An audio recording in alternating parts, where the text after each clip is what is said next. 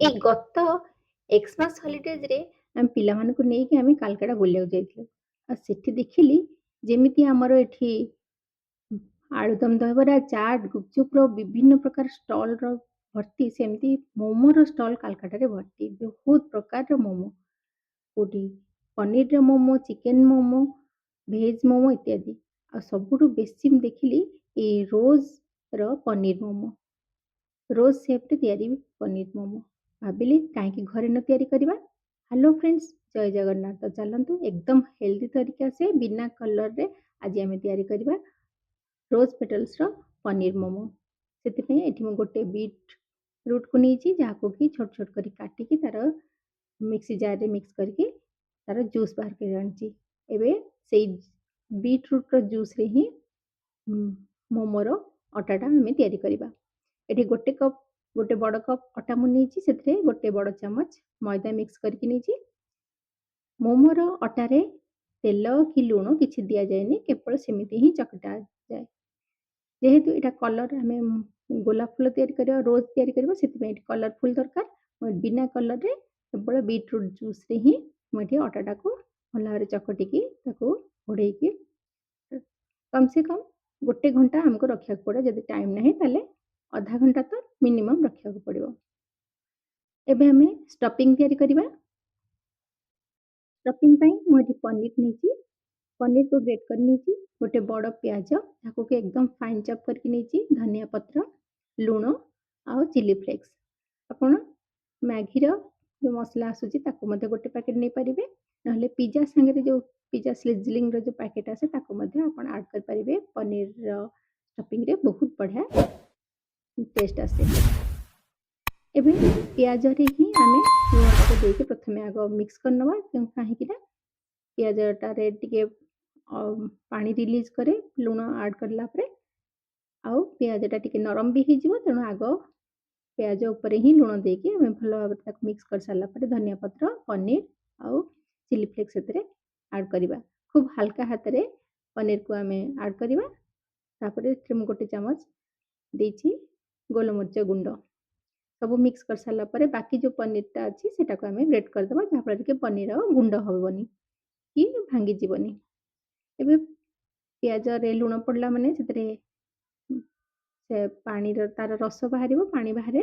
ସେଥିପାଇଁ ତାକୁ ବାଲାନ୍ସ କରିବା ପାଇଁ ମୁଁ ଗୋଟେ ଚାମଚ ବ୍ରେଡ୍ କ୍ରମ୍ସ ଏଠି ମିକ୍ସ କରିଦେଇଛି। ଆପଣଙ୍କ ପାଖରେ ଯଦି ବ୍ରେଡ୍ କ୍ରମ୍ସ ନାହିଁ ତାହେଲେ ଗୋଟେ ସ୍ଲାଇସ୍ ବ୍ରେଡ୍‌କୁ ଗୁଣ୍ଡ କରିକି ସେଥିରେ ମିଶେଇ ପାରିବେ। ଏବେ 45 ମିନିଟ୍ ପରେ ମୁଁ ଅଟାକୁ ବାହାର କରିଛି। ତାକୁ ଆଉ ଥରେ 5 ରୁ 7 ମିନିଟ୍ ଭଲ ଭାବରେ ଏମିତି ପଟା ଉପରେ ରଖିକି ଚକଟିବାକୁ ପଡ଼ିବ। ଦେଖନ୍ତୁ ପନିରର ମୋମୋର ଅଟାଟାକୁ ଯେତିକି ଚକଟିବା ସେଟା ସେତିକି ନରମ ହବ, ନହେଲେ ଆମେ ଖାଇଲା ବେଳେ ସେଟା ଦାନ୍ତରେ ଲାଗେ ବା ଜେମଡ଼ ହେଇଯାଏ। ତେଣୁ ତାକୁ ଭଲ ଭାବରେ ଚକଟିବାକୁ ପଡ଼ିବ।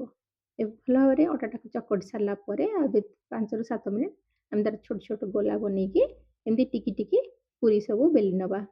ଯେତେ ପତଳା ଆପଣ ପୁରୀ ବେଲି ପାରିବେ ସେତେ ଭଲ। ଯଦି ପୁରୀ ବେଲିଲା ବେଳେ ଅଟାରେ ଲାଗିଯାଉଛି ତାହେଲେ ବେଲନ ପଟାରେ ଆଉ ବେଲନରେ ଟିକେ ଅଏଲ୍ ଲଗେଇ ଦିଅନ୍ତୁ। ଏବେ ସବୁ ପୁରୀ ଗୁଡ଼ାକ ବେଲି ନେଇ ସାରିଲା ପରେ ଆମେ ଗୋଟେ ଉପରେ ଗୋଟେ ପୁରୀ ଯେମିତି ମୁଁ ରଖିଲି ସେଇଭଳିଆ ରଖିକି ତା ଭିତରେ ପନିରର ଷ୍ଟଫିଂ ଦେଇଦେବା। ଗୋଟେ ମୋମୋ ପାଇଁ ଆମକୁ 3ଟା ପୁରୀ ଦରକାର ହବ।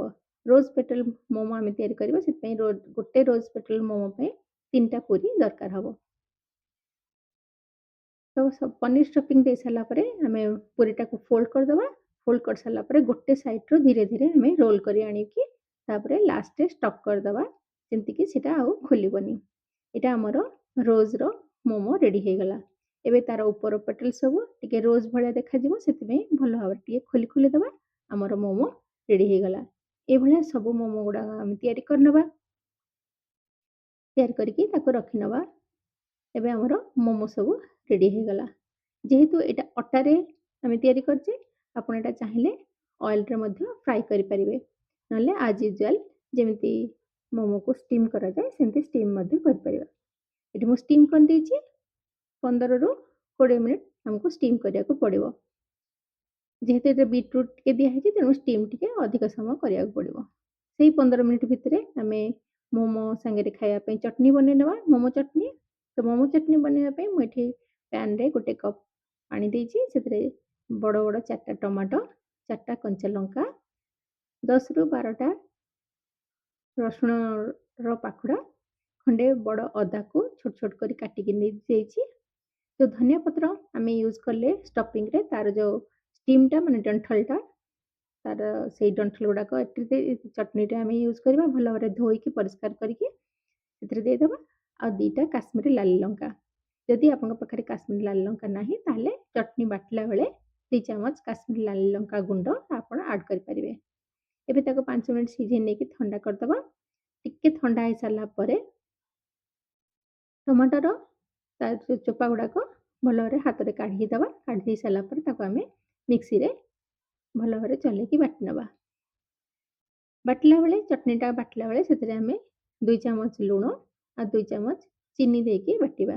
ଚିନି ଦେଲେ କ'ଣ ହବ ନା ମୋମୋ ଚଟନୀର ଯୋଉ ତାର ସ୍ୱାଦଟା ବେଶୀ ବଢ଼ିଯାଏ ଆଉ ତାର ଇଏଟା ବାଲାନ୍ସ ହେଇଯାଏ, ତା ସ୍ୱାଦଟା ବାଲାନ୍ସ ହେଇଯାଏ ଟେଷ୍ଟଟା। 2 ଚାମଚ ଚିନି ଆଉ 2 ଚାମଚ ଲୁଣ ଦେଇକି ବାଟି ଆଣିବା। ଏବେ ପ୍ୟାନ୍‌ରେ 2 ଚାମଚ ଏଠି ମୁଁ ସୋରିଷ ତେଲ ଦେଇଛି। ଆପଣ ଭେଜିଟେବଲ୍ ଅଏଲ୍ ମଧ୍ୟ ଦେଇପାରିବେ। ଫାଇନ୍ ଚପ୍ କରିକି 4ଟାରୁ 5ଟା ରସୁଣ ଆଉ ଖଣ୍ଡେ ଛୋଟ ଅଦାକୁ ଏକଦମ ଫାଇନ୍ ଚପ୍ କରିକି ଆଡ୍ କରିବା। ଯେମିତି ଟିକେ ହାଲକା 1 ମିନିଟ୍ ପରେ ଭାଜି ହେଇଗଲା ପରେ ଆମେ ଯୋଉ ବାଟିକି ରଖିଲେ ଟମାଟୋ ଚଟନୀ ତାକୁ ଏଥିରେ ଦେଇଦେବା। 2 ମିନିଟ୍ ତାକୁ ଲୋ ଫ୍ଲେମ୍‌ରେ ରାନ୍ଧି ସାରିଲା ପରେ ସେଥିରେ 2 ଚାମଚ ଭିନେଗାର ଆଉ ହାଫ୍ ଟି ସ୍ପୁନ୍ ଦେବା ଡାର୍କ ସୋୟା ସସ୍। ଏ ସବୁତକ ଦେଇକି ଲୋ ଫ୍ଲେମ୍‌ରେ ଏକଦମ 2 ମିନିଟ୍ ରାନ୍ଧିବା ଯେମିତି ସେ ଟିକେ ଭଲ ଭାବରେ ଥିକ୍ ହେଇଯିବ। ତାକୁ ବାହାର କରିକି ଆମେ ଥଣ୍ଡା କରିଦେବା। ଆମର ମୋମୋ ଚଟନୀ ରେଡି ହେଇଗଲା। ଆପଣ ଆକୁ ଫ୍ରିଜରେ 15 ଦିନ ମଧ୍ୟ ରଖିକି ଅନ୍ୟାନ୍ୟ ସ୍ନାକ୍ସରେ ଖାଇପାରିବେ। ଏପଟେ ଆମର ମୋମୋ ରେଡି ହେଇଗଲା। ଷ୍ଟିମ୍ ହେଇଯାଇଛି। ତାକୁ ସର୍ଭ କରିବା। ସର୍ଭ କରିବା ପୂର୍ବରୁ ତା ଉପରେ ଟିକେ ବଟର ନିଶ୍ଚୟ ଲଗେଇ ଦିଅନ୍ତୁ। ତା ଫଳରେ ଟିକେ ମୋମୋର ସ୍ୱାଦ ବହୁତ ବଢ଼ିଆ ଲାଗିବ ଆଉ ଦେଖିବାକୁ ଲୁକ୍‌ଟା ମଧ୍ୟ ବଢ଼ିଆ ଆସିବ। ଏବେ ଚଟନୀ ସାଙ୍ଗରେ ମୋମୋ ସର୍ଭ କରନ୍ତୁ। ଯଦି ନିଶ୍ଚୟ ବନାନ୍ତୁ, ଖାଆନ୍ତୁ। କେମିତି ଲାଗିଲା ମୋତେ କମେଣ୍ଟସ୍ କରିକି ଜଣେଇବେ। ଭିଡ଼ିଓ ଭଲ ଲାଗିଲେ ଲାଇକ୍, ସେୟାର ଆଉ ସବସ୍କ୍ରାଇବ୍ କରିନେବେ।